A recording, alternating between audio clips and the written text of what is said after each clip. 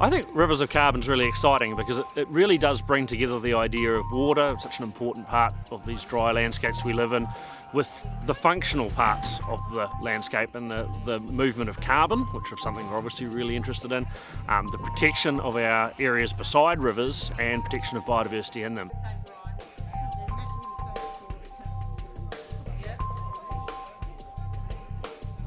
There's a lot of degraded land around, but there are people like you and me who are working on little pockets on their landscape.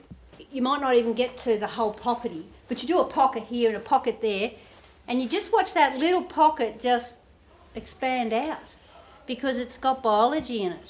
And you think, well... We're here today at Australind, which is a property near Collector in New South Wales. And Margie Fitzpatrick, the landowner, has invited us here to have a look at the range of works that she's been doing to look after river and riparian areas on her property. And you think, well, you're doing it, you're doing it, you're doing it, I'm doing it. And eventually, if we keep all doing it, they'll all join up. A bit like the dots. Join the dots. For Rivers of Carbon and for programs like ours to work, it's working with you. We only come onto a property when we're invited. And then it's actually your job to say, well, I like a bit about what they're saying here, I'm not so sure about that, but I'm actually going to do this on my place. For those of you who haven't already met, I'm Professor Ross Thompson, don't ever call me Professor again, thanks. And I'm the Director of the Institute for Applied Ecology at the University of Canberra.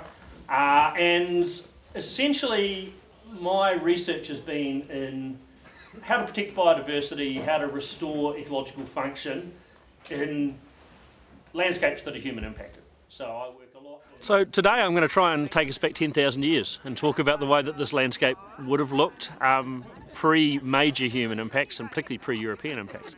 And then I'll bring it forward and talk about the way that the landscapes function now and how we can restore some of the values that we care about through riparian revegetation.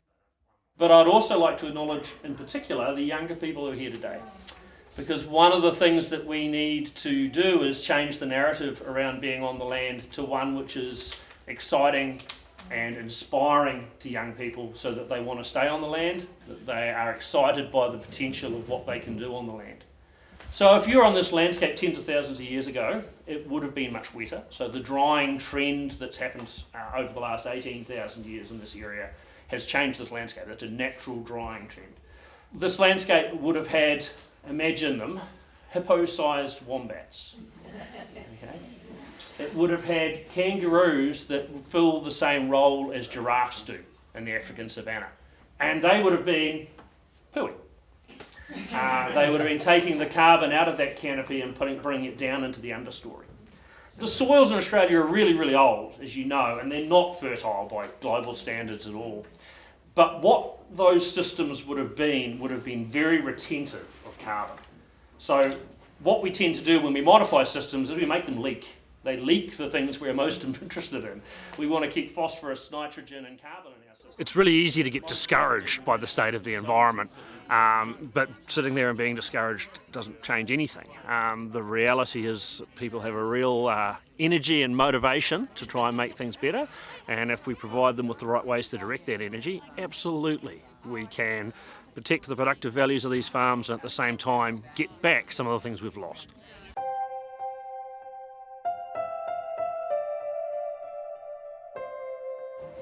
I developed this 5P approach when I was working with the wool sector about 15 years ago, and it was just interesting to see over time that when I apply these 5Ps, I find that projects work. So I thought I'd share it with you. You can take it away. Look, you know, sometimes I feel a bit embarrassed about saying the 5Ps because it's been around for ages and people that know me must think, oh my God, she's going on again about the 5Ps. The first P I think about when we go out onto a place is profit. But profit isn't just about the margins you can make in terms of dollars. It's actually about what this place makes you feel like, how you want to profit in terms of your well-being, your animals' well-being, and of course your bank balance's well-being. As someone who's a scientist and who works with scientists, the second P is proof.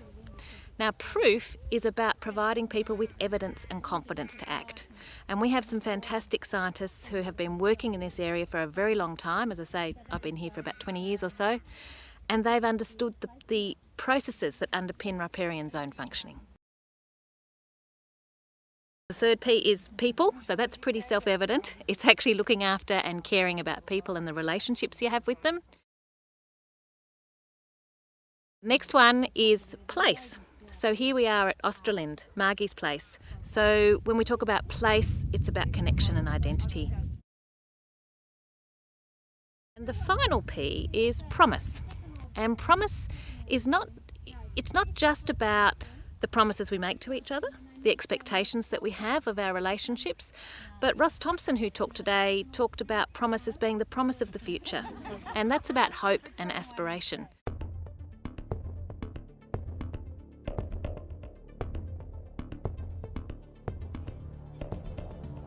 In 2008, I got wind of a grant to help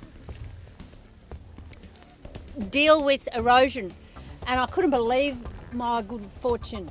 I applied and I received a grant to fence off this area, to keep the stock off it, and to direct drill trees, and we did some hard engineering, some flumes, some rock flumes, very hard engineering.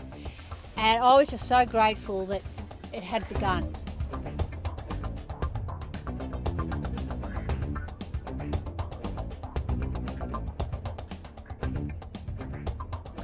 Well, today's been absolutely fantastic. I've recently bought a property in Victoria, and it has a river going through for about 1 kilometre, and I think it's in good condition, but I'm not sure. And I was just trying to see what strategies I need to have so that I can keep looking after it and being a good steward of the river. I cannot believe the level at which this group operates. I feel so privileged to have been lucky enough to be in the middle of nowhere and have these extraordinarily philosophical, intelligent, scientific, community-minded people. It's been such an eye-opener. To be honest, this is the first time we actually saw the emphasis on healthy river systems. So it's usually been landscapes, not so much river systems. So fascinating. Had a fantastic day learning from what the different speakers had to say about what they've done in terms of restoration of river systems. I've been sourcing material from international science bodies, and here it is, right here in Currawang.